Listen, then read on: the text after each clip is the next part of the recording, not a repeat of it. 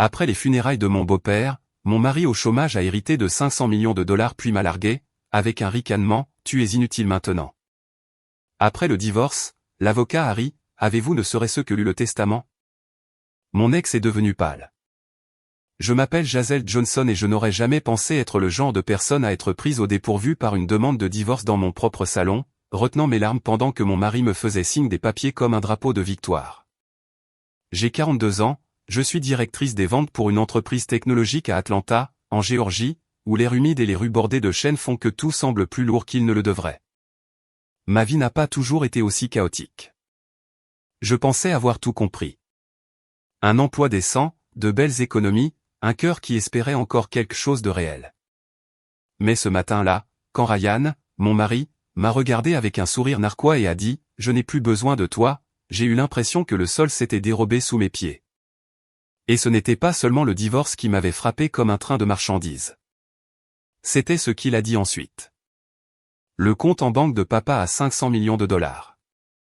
Giselle, je suis tranquille pour la vie. Tu étais juste le guichet automatique jusqu'à ce que je l'obtienne. Mon estomac s'est noué. J'avais déjà vu des indices de l'égoïsme de Ryan, de petites choses comme la façon dont il esquivait les corvées ou lançait un sourire pour obtenir ce qu'il voulait. Mais ça, c'était un tout autre niveau de froideur. Il m'avait épousé, avait joué le rôle du mari attentionné, tout en attendant que son père meure pour pouvoir encaisser. Et le pire, c'est qu'il traînait le nom de mon beau-père dans la boue. Un homme qui n'avait jamais été que gentil avec moi. Je me tenais là, les poings serrés, combattant l'envie de hurler. Mon beau-père était décédé quelques jours auparavant, et j'étais encore à vif, en deuil d'un homme qui m'avait traité comme un membre de sa famille. Les mots de Ryan ressemblaient à une trahison envers nous deux. Je voulais le crier, lui dire exactement ce que je pensais de son plan à vider sans colonne vertébrale. Mais quelque chose m'a arrêté. Une voix calme dans ma tête, peut-être celle de mon beau-père, disant « Reste calme, Giselle ». Alors, j'ai pris une profonde inspiration, j'ai attrapé les papiers du divorce de sa main, et je les ai signés la même. Très bien, ai-je dit, ma voix ferme malgré la tempête intérieure. Déposez-les vous-même. Envoyez mes affaires quand vous aurez fini. Je suis sorti de cette grande maison d'Atlanta, devant la pelouse impeccablement entretenue et la vie que je pensais avoir construite, ressentant un étrange mélange de colère et de soulagement. Ryan pensait avoir gagné, mais il allait apprendre à ses dépens. Ces 500 millions de dollars sur lesquels il comptait, c'était un fantasme et je le savais. Laissez-moi revenir en arrière. Pour comprendre comment j'en suis arrivé là, il faut savoir par où j'ai commencé. Je n'ai pas toujours été aussi cynique. Il y a quelques années, j'étais heureusement marié à mon premier mari, un homme tranquille qui travaillait dans la construction. Nous n'étions pas riches, mais nous étions contents, économisant pour une maison dans la banlieue d'Atlanta. Puis, un matin, j'ai reçu l'appel qui a tout changé. Il avait eu un accident de voiture sur un chantier. Il n'a pas survécu. Le chagrin était comme un poids que je ne pouvais pas secouer. Lourd et implacable. Entre l'assurance vie et un package de départ, j'ai fini avec 500 000 dollars. C'était plus d'argent que je n'en avais jamais vu, mais cela ressemblait à de l'argent de sang. Mes beaux-parents, de gentilles personnes dans la fin de leur soixantaine, m'ont dit de le garder. Nous n'en avons pas besoin, ont-ils dit. Tu es jeune, Giselle. Utilise-le pour recommencer. J'ai essayé de le partager avec mon beau-frère et sa femme, mais ils n'ont pris qu'une petite partie, insistant sur le fait que le reste était à moi, comme si j'étais, à 39 ans, veuve et assise sur une petite fortune. J'ai continué à travailler, me plongeant dans les argumentaires de vente et les réunions clients. Mais quand je rentrais dans mon petit appartement, le silence était assourdissant. Je préparais du café pour deux par habitude, puis je regardais la tasse supplémentaire, ressentant cette douleur dans ma poitrine. Je n'étais pas fauché, mais j'étais brisé. J'avais besoin de quelqu'un à qui parler, quelqu'un pour rendre le monde moins vide. C'est là que Ryan Carter est entré dans ma vie. Ryan était un représentant commercial dans une entreprise partenaire, le genre de type qui pouvait illuminer une pièce avec une blague et un sourire. Il avait 43 ans avec un charme juvénile qui masquait ses bords rugueux. Nous nous croisions lors d'événements professionnels, échangeant des banalités sur les clients ou les dernières tendances technologiques. Un jour, autour d'un café lors d'une conférence, j'ai tout laissé échapper, la mort de mon mari, la solitude, la façon dont je me sentais comme si je ne faisais que passer par les étapes. La plupart des gens auraient grincé des dents ou changé de sujet, mais Ryan a écouté. Il a fait quelques blagues légères. Rien de méchant, juste assez pour me faire rire pour la première fois depuis des mois. Ton mari a eu de la chance de t'avoir, a-t-il dit, ses yeux doux. Je suis terrible en relation, Jazel. Je me fais larguer plus vite qu'un mauvais rencard Tinder. Il a ri, mais il y avait une pointe de vérité là-dedans. Nous avons commencé à nous rencontrer en dehors du travail, à prendre un verre dans un bar miteux de Midtown, à parler de tout, de la musique à nos enfances. Ryan a grandi à Atlanta à l'ombre de son père, un promoteur immobilier influent qui avait fait des millions en revendant des propriétés dans tout le sud-est. La mère de Ryan est partie quand il était jeune, poursuivant un style de vie somptueux que son père ne finançait pas. Cela a laissé Ryan avec une rancœur, se sentant toujours obligé de faire ses preuves, mais sans jamais vraiment y parvenir. Je ne l'avais pas vu à l'époque, mais cette insécurité a conduit à beaucoup de ce qu'il a fait. Un soir, alors que nous marchions le long de la Beltline, il a ramassé un reçu froissé que j'avais laissé tomber et l'a fourré dans son portefeuille déjà gonflé. « Tu es comme une enfant, Ryan », ai-je taquiné, riant alors qu'il tâtonnait avec de la petite monnaie. « Et, j'ai 43 ans. »« Merci beaucoup », a-t-il rétorqué, en souriant. Ce moment, aussi petit soit-il, m'a fait me sentir vivante à nouveau. Le trou dans mon cœur ne semblait plus si grand. Un an plus tard, quand Ryan a avoué avoir des sentiments pour moi, j'ai hésité. Les souvenirs de mon premier mari planaient encore, mais j'ai senti qu'il me disait d'aller de l'avant. Alors, j'ai dit oui pour sortir avec Ryan, ignorant les murmures des amis qui pensaient que c'était trop rapide. Puis, un soir, au dîner dans une chaîne de barbecue, Ryan m'a prise au dépourvu. « Jazel, nous ne rajeunissons pas. Pourquoi ne pas simplement nous marier ?» Ses yeux scintillaient de cette énergie impulsive que j'avais appris à aimer. J'ai ri, pensant qu'il plaisantait, mais il était sérieux. Maman m'a dit de ralentir, mais la confiance de Ryan était contagieuse. J'ai pensé que peut-être son attitude insouciante pourrait équilibrer ma tendance à trop réfléchir. D'accord, ai-je dit, me surprenant moi-même. Faisons-le. Ce n'est qu'après avoir dit oui que Ryan a lâché une autre bombe. Oh, d'ailleurs, je vis avec mon père, a-t-il dit. Distraitement, comme s'il parlait de la météo. Il a été malade. J'ai besoin d'aide. Ça te va? Je me suis figé. Il avait mentionné son père auparavant, pas comme ça. Pourquoi ne me l'as-tu pas dit plus tôt? Ai-je demandé, ma voix tendue. Je ne voulais pas t'effrayer, a-t-il dit avec un haussement d'épaule. Ce n'est rien. Rencontre-le et tu verras. Je n'étais pas ravi, mais j'ai accepté de rencontrer son père, en espérant que cela ne changerait pas les choses. Sans savoir que cette rencontre allait façonner tout ce qui allait suivre. Monter à la maison du père de Ryan dans la banlieue d'Atlanta donnait l'impression d'entrer dans un autre monde. L'endroit était grand, sur 3 étages, en briques rouges avec une large pelouse ombragée par des chênes centenaires, mais ce n'était pas tapa accent grave-l'œil. C'était le genre de maison qui criait le vieil argent, pratique mais impressionnant. Mon estomac se nouait de nervosité. J'avais entendu Ryan parler de son père, un promoteur immobilier à succès qui avait construit la moitié des centres commerciaux de Géorgie. Mais le rencontrer ressemblait à un test pour lequel je n'avais pas étudié. Ryan, comme d'habitude, était imperturbable, ouvrant la grille comme s'il entrait dans un bar. « Détends-toi, Jazel », a-t-il dit, lançant ce sourire. « Papa va t'adorer. » À l'intérieur, la maison sentait le cèdre et les vieux livres. Le père de Ryan attendait dans un fauteuil inclinable, calé avec des coussins, son visage gentil mais fatigué. « Désolé de te rencontrer ainsi », a-t-il dit, sa voix chaleureuse malgré la tension. « Je ne suis pas aussi agile que je le voudrais. » J'ai souri, essayant de cacher mes nerfs. « Pas de souci, ai-je dit. C'est un plaisir de vous rencontrer. » Nous nous sommes entendus immédiatement. Il m'a interrogé sur mon travail de vente de solutions logicielles dans un marché technologique qui évoluait plus vite que je ne pouvais le suivre. Une affaire difficile, tout le monde passant au cloud, a-t-il dit, ses yeux vifs. Tu te concentres sur les intégrations ou sur de nouveaux marchés? J'ai cligné des yeux, surprise. La plupart des gens se contentaient de me regarder quand je parlais de mon travail, mais ils comprenaient. Nous avons plongé dans une conversation sur les tendances du marché, et pendant un moment, j'ai oublié que je rencontrais mon futur beau-père. C'était comme parler à un mentor. Ryan, pendant ce temps, tripotait son téléphone, visiblement ennuyé. Papa est radin, a murmuré Ryan plus tard en sortant. Il aurait pu construire un manoir, mais non, nous sommes coincés dans cet endroit. J'ai froncé les sourcils, en jetant un coup d'œil à la maison. C'était plus grand que tout ce dans quoi j'avais jamais vécu. Comment Ryan pouvait-il appeler ça radin? Mais j'ai laissé passer. Trop absorbé par la chaleur de l'accueil de son père. Quand Ryan et moi nous sommes mariés quelques mois plus tard, nous avons emménagé dans la maison de son père. C'était logique. Il y avait beaucoup d'espace, et son père avait besoin d'aide. Ryan avait une grande idée. Il avait quitté son emploi de vendeur pour s'occuper de son père à temps plein.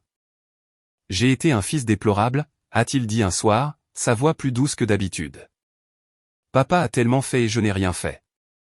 Je veux me montrer à la hauteur, être le soutien de famille. J'étais sceptique. Ryan n'était pas exactement responsable. Son portefeuille était toujours un désordre de reçus et de petites monnaies. Mais j'admirais son cœur. Tu es sûr? Ai-je demandé. Tu ne vas pas manquer le travail? Il a secoué la tête. Je regretterais de ne pas l'avoir fait plus. Je pourrais toujours y retourner plus tard. J'ai hoché la tête, en espérant qu'il le pensait. Mon salaire suffisait pour nous, et son père couvrait ses propres dépenses, alors j'ai accepté de laisser Ryan s'occuper de la maison au début. C'était génial. Je rentrais de longues journées à vendre des logiciels à trouver Ryan en train de préparer le dîner. Rien de sophistiqué, juste des burgers ou des pâtes, mais cela ressemblait à un foyer. Son père partageait des histoires de son époque dans l'immobilier, comme la façon dont il avait transformé un terrain délabré en un centre communautaire qui se dresse encore dans le centre-ville d'Atlanta. Ce n'était pas seulement un homme d'affaires. Il se souciait des gens, finançait des œuvres de bienfaisance locale et encadrait de jeunes entrepreneurs. Je le respectais de plus en plus à chaque conversation, et il semblait me considérer comme plus qu'une simple femme de Ryan. Tu as une bonne tête sur les épaules, Gisèle, disait-il. Ne laisse pas mon garçon te miner. Mais les fissures ont commencé à apparaître rapidement. Ryan a été diligent pendant peut-être un mois, passant l'aspirateur, faisant les courses, aidant son père avec de petites tâches. Puis il est devenu négligent.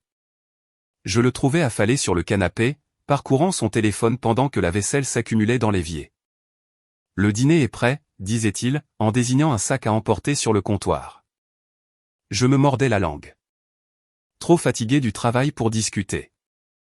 Son père l'avait aussi remarqué, son visage se crispant chaque fois que Ryan se relâchait. Un jour, il m'a pris à part. Je suis désolé, Gisèle, a-t-il dit, sa voix basse. Je pensais que le mariage le calmerait.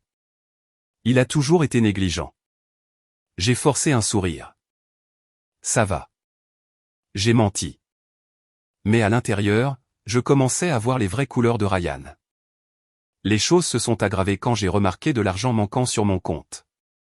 J'avais donné accès à Ryan pour les urgences, pensant qu'il serait responsable. Grosse erreur. Un après-midi, je suis rentré à la maison pour trouver une Mustang vintage brillante garée dans l'allée. À qui est cette voiture? Ai-je demandé, ma voix cinglante. Ryan n'a pas levé les yeux de sa tâche de polir un nouvel ensemble de clubs de golf dans le salon. La mienne, a-t-il dit comme si ce n'était rien. Tu as eu ta salle de bain chic de papa. Je mérite quelque chose aussi. Ma mâchoire est tombée. La salle de bain n'était pas mon idée. Son père avait entendu par hasard ma mention d'un robinet qui fuyait et en avait fait une rénovation complète, avec une douche à l'italienne pour l'aider à se déplacer. C'était pratique, pas un luxe, et cela aidait tout le monde dans la maison. La voiture de Ryan, c'était 30 000 $ de mon argent, disparu sans un mot. J'ai vérifié mon compte bancaire plus tard dans la nuit. Il avait dépensé près de 50 000 $ en un mois, la voiture, les clubs de golf, les vêtements de marque, tout ce que vous voulez. J'étais furieuse, pas seulement à cause de l'argent, mais de ce droit qu'il s'attribuait.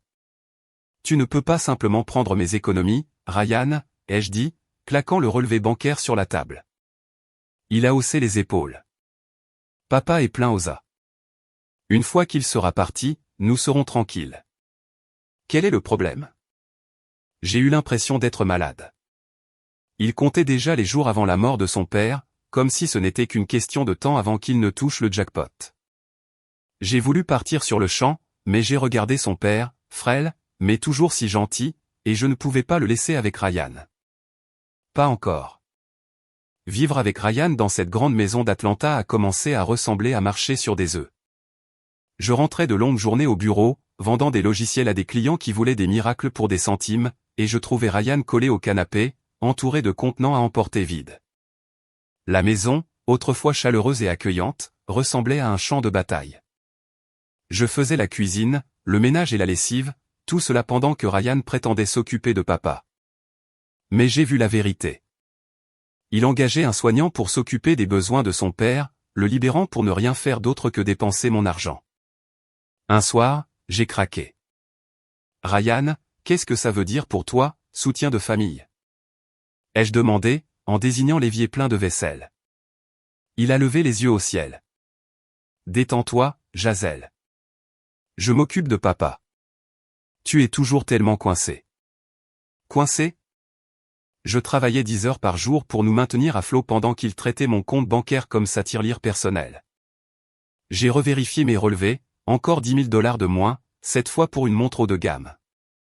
Je l'ai confronté, ma voix tremblant de colère. Tu dépenses mes économies comme si c'était rien. Ça s'arrête maintenant. Il a juste souri. Papa t'écoute. Il te rénove la maison. Pourquoi je ne pourrais pas m'amuser un peu? Son argent nous arrivera bientôt. J'ai ressenti un frisson. Il n'était pas seulement négligent. Il était calculateur, attendant la mort de son père pour pouvoir encaisser.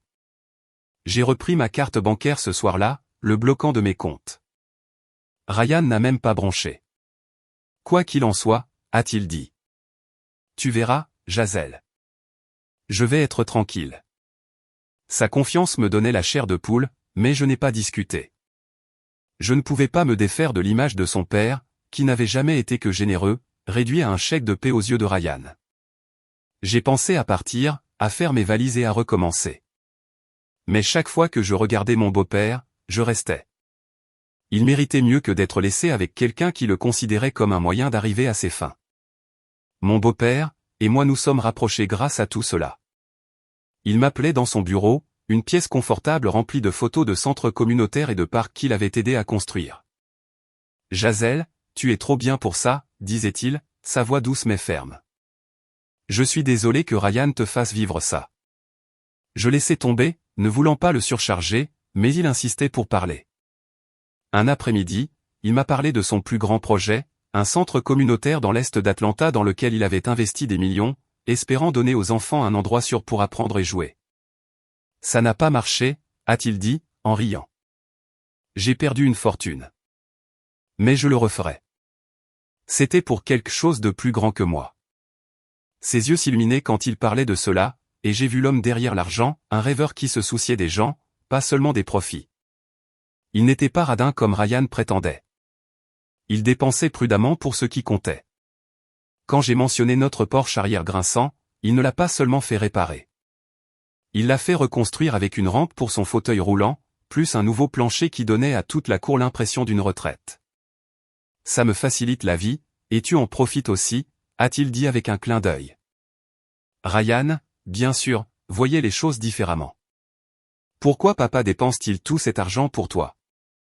A-t-il claqué un soir, en plaçant une bouteille de bière sur le comptoir? J'ai demandé une nouvelle télé, et il a dit non. Mais tu as toute une sacrée véranda.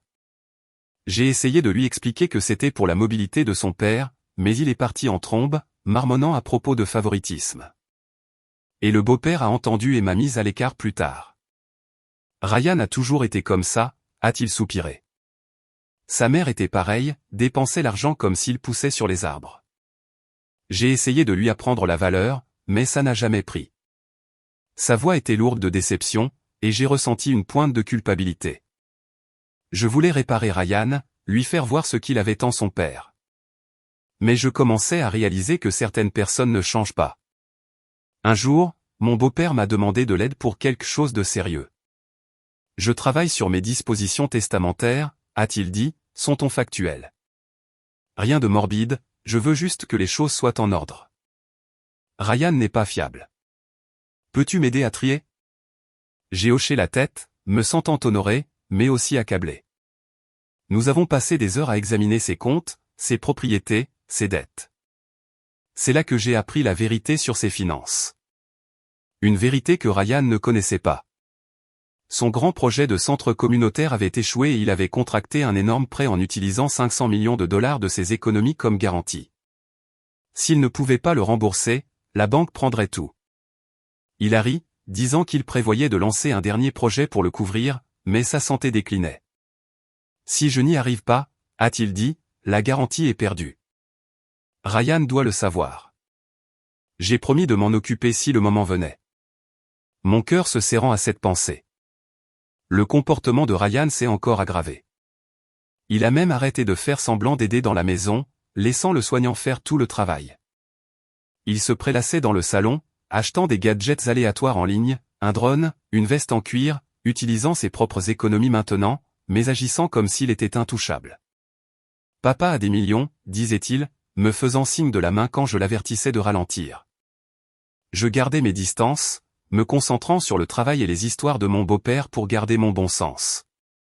Je savais que quelque chose arrivait, quelque chose de gros, mais je ne savais pas à quelle vitesse ça allait frapper. Le jour où mon beau-père est décédé, j'ai eu l'impression que le monde avait perdu un peu de sa lumière. Il est parti juste avant son 80e anniversaire, emporté par une crise cardiaque soudaine. La maison d'Atlanta, autrefois remplie de ses rires chaleureux et de ses histoires, semblait vide. Je me suis assise dans le salon, fixant les photos sur la cheminée, lui coupant un ruban à un centre communautaire, souriant comme s'il venait de gagner à la loterie. Mon cœur me faisait mal, non seulement à cause de la perte, mais aussi du temps que nous avions eu. Si court, mais si significatif. Il avait été plus qu'un beau-père. Il avait été un ami, un mentor, quelqu'un qui me voyait pour ce que j'étais. J'étais encore sous le choc, à peine capable de comprendre le chagrin. Quand Ryan est entré, son visage s'est illuminé comme s'il venait de toucher le jackpot. « Jazel, nous devons parler » a-t-il dit, sa voix dégoulinant d'excitation. J'ai levé les yeux, m'attendant peut-être à un rare moment de vulnérabilité. Au lieu de cela, il a brandi une pile de papiers et a souri. « Faisons un divorce. » Le mot a frappé comme une gifle. Je l'ai regardé, mon esprit luttant pour rattraper le retard. « Quoi ? » ai-je murmuré, ma gorge serrée. Il n'a pas manqué un battement. J'ai vérifié le compte de papa. 500 millions de dollars, Jazel. Je suis tranquille pour la vie. Je n'ai plus besoin de toi. Tu étais juste le guichet automatique pendant que j'attendais ça. Mon sang s'est glacé. Je savais que Ryan était égoïste, mais c'était un nouveau bas. Il se tenait là, brandissant les papiers du divorce, se vantant de m'avoir joué. M'épouser pour vivre de mes économies jusqu'à ce que l'argent de son père arrive. Et la façon dont il parlait de son père comme s'il n'était qu'un tremplin vers une fortune me donnait la nausée. Je me suis souvenu de toutes les fois où son père s'était excusé pour lui. La façon dont il avait espéré que Ryan grandirait. Maintenant, voici Ryan piétinant cet espoir, piétinant ce que j'avais. Je voulais hurler, jeter quelque chose, lui faire sentir le poids de sa trahison. Mes poings se sont serrés si fort que mes ongles se sont enfoncés dans mes paumes. Mais alors, comme un murmure, j'ai senti la voix calme de mon beau-père dans ma tête. Reste ferme, Jazel. J'ai pris une inspiration tremblante et j'ai regardé Ryan dans les yeux. Donne-moi les papiers, ai-je dit, ma voix plate. Il a souri, me les rendant comme s'il avait déjà gagné. Je les ai signés là même, mon stylo tremblant, mais ma détermination ferme. Dépose-les toi-même, ai-je dit, en les lui rendant. Envoie mes affaires quand tu auras fini. J'ai attrapé mon sac à main et je suis sorti, passant devant les chaînes et la vie que j'avais essayé de construire, mon cœur battant d'un mélange de rage et de quelque chose d'autre. De soulagement. Alors que je m'éloignais en voiture, un rire a jailli en moi, inattendu et tranchant. Ryan pensait qu'il allait vivre comme un roi, mais il n'avait aucune idée de ce qui l'attendait. Ces 500 millions de dollars sur lesquels il comptait, ce n'était pas ce qu'il pensait. Je connaissais la vérité et bientôt il la prendrait à ses dépens. Quelques jours après mon départ, j'étais réfugié dans un hôtel près du centre-ville d'Atlanta, parcourant des annonces de condos et essayant de reconstituer ma vie future. Mon téléphone a vibré et le nom de Ryan s'est affiché à l'écran. J'ai failli l'ignorer, mais la curiosité l'a emporté. « Bonjour », ai-je dit, gardant ma voix neutre. Sa voix est sortie comme une tempête. « Jazel, qu'est-ce que tu as foutu ?» Il a crié si fort que j'ai retiré mon téléphone de mon oreille. Il paniquait, ses mots se bousculant. Je l'ai laissé râler pendant un moment, puis j'ai dit, « Calme-toi, Ryan. Dis-moi ce qui se passe. » Il était pratiquement en hyperventilation. Je suis allé à la banque pour retirer de l'argent du compte de papa, et ils ont dit, c'est bloqué. Il y a 500 millions de dollars là-dedans. Jazel, qu'est-ce qui se passe? Je pouvais entendre la désespération dans sa voix, et une partie de moi voulait rire, mais j'ai gardé mon sang-froid. Tu ne savais pas, n'est-ce pas? Ai-je dit, en me penchant en arrière contre la tête de lit de l'hôtel. Ton père ne t'a jamais parlé de ses affaires parce que tu n'as jamais pris la peine de demander. Ces 500 millions de dollars, c'est une garantie. Tu ne peux pas y toucher. Une garantie? A-t-il bégayé. Qu'est-ce que ça veut dire? J'ai pris une profonde inspiration, me souvenant des heures que j'avais passées avec mon beau-père, à examiner ses plans. Ton père a tout investi dans ce centre communautaire dans l'est d'Atlanta, ai-je dit. Il voulait redonner, construire quelque chose pour la ville, mais ça a foiré. Il a emprunté 500 millions de dollars en utilisant ses économies comme garantie. Quand il est tombé malade, il n'a pas pu lancer un autre projet pour le rembourser. La banque lui a accordé un délai de grâce de 2 ans, mais il est terminé maintenant. L'argent servira à régler ses dettes. C'est fini, Ryan. Sa voix a chuté à un murmure. Tu dis qu'il n'y a rien. 500 millions de dollars et c'est juste parti. J'ai hoché la tête même s'il ne pouvait pas me voir. Il y a un autre compte, Ryan. 75 000 dollars. C'est ton héritage. C'est ce qu'il t'a laissé pour vivre. Le silence s'est étiré à l'autre bout du fil, et je pouvais presque sentir son monde s'effondrer. 175 000, a-t-il finalement dit, sa voix se brisant. Je pensais que j'avais tout dépensé, Jazel. Je pensais que j'allais toucher des millions. Je suis fauché. J'aurais dû avoir pitié de lui, mais tout ce que je ressentais était une vindicte tranquille. Tu as dépensé ton argent et le mien, ai-je dit, ma voix ferme. Tu pensais avoir touché le jackpot, mais tu n'as même jamais parlé de tes plans à ton père. Tu ne voyais que des signes de dollars. Il a commencé à bégayer, me suppliant de l'aider, de faire comme si le divorce n'avait jamais eu lieu. S'il te plaît, Jazel, a-t-il dit. Tu as des économies, un travail. Je n'ai rien. J'ai 43 ans, je suis au chômage, avec à peine de quoi vivre. J'ai secoué la tête. Tu as fait tes choix, Ryan. Tu ne peux plus compter sur moi. Débrouille-toi. J'ai raccroché, le cœur battant, mais plus léger qu'il ne l'avait été depuis des mois. Ryan a bien respecté le testament de son père, m'envoyant 35 000 dollars, la moitié de son héritage, probablement parce qu'il pensait que se battre pour cela n'en valait pas la peine. J'ai entendu dire par des amis communs qu'il était retourné à la vente, mais le choc de perdre sa fortune fantasmée l'a brisé. Il a fait des erreurs, s'est fait réprimander par des patrons plus jeunes de moitié, et a démissionné au bout d'1 mois. Maintenant, il se débrouille comme chauffeur-livreur à temps partiel, ses économies diminuant à chaque mauvaise décision. Je ne lui souhaite pas de mal, mais ses problèmes ne sont plus les miens. Ils m'ont demandé. J'ai trouvé un condo confortable à Midtown avec un balcon donnant sur la ligne d'horizon d'Atlanta. J'ai déposé les 35 000 dollars sur mon compte, non pas pour les dépenser, mais comme un rappel de l'esprit de mon beau-père, de sa détermination, de son cœur, de sa conviction de faire ce qui compte. Chaque fois que je vérifie mon compte et que je le vois là, c'est comme s'il m'encourageait, me disant de continuer. Je suis de retour aux longues journées au bureau, à vendre des logiciels et à conclure des affaires. Mais maintenant, je rentre dans un endroit qui m'appartient, rempli de mes propres rêves. Je ne suis plus la veuve perdue dans le chagrin. Ou la femme piégée dans un mensonge. Je suis Jazel et je suis en train de construire quelque chose de nouveau, pas à pas. Pour tous ceux qui ont suivi ce voyage, merci. Vous avez marché avec moi à travers le chagrin, la trahison, et le genre de retour qui vous fait vous sentir vivant à nouveau. Si mon histoire vous a touché, a remué quelque chose dans votre cœur, appuyez sur ce bouton d'abonnement et rejoignez-nous. Chaque récit que nous racontons ici porte sur la lutte à travers le chaos, la découverte de sa force et le recommencement. Continuez à tracer votre propre chemin et je vous retrouverai au prochain chapitre.